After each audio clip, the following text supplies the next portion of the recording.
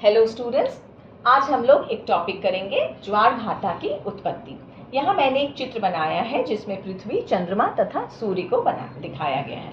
अब पृथ्वी पर ज्वार भाटा की उत्पत्ति के लिए दो बल बहुत महत्वपूर्ण है जो ज्वार भाटा उत्पन्न करने में सहायक होते हैं। एक है गुरुत्वाकर्षण बल जिसको हम लोग कहते हैं ग्रेविटेशनल फोर्स, और दूसरा है उपकेंद्रीय बल जिसको हम लोग कहते हैं सेंट्रीफ्यूगल फोर्स।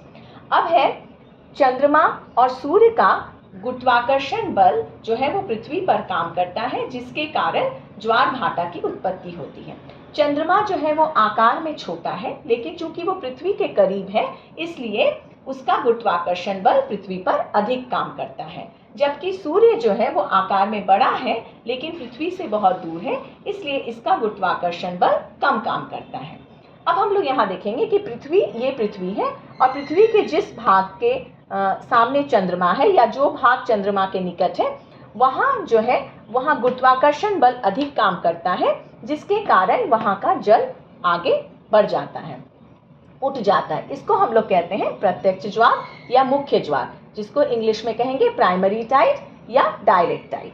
अब है पृथ्वी पर एक बल काम करता है जो कि पूरे ये पृथ्वी की अपनी जो अक्ष पर घूमती है, तो इसके कारण एक बल काम करता है जो कि चंद्रमा के गुरुत्वाकर्षण बल को के विपरीत दिशा में काम करता है, और ये हर एक स्थान पर, पृथ्वी के हर एक स्थान पर ये समान होता है। इसको कहते हैं उपकेंद्रीय बल या सेंट्रीफ्यूगल फोर्स।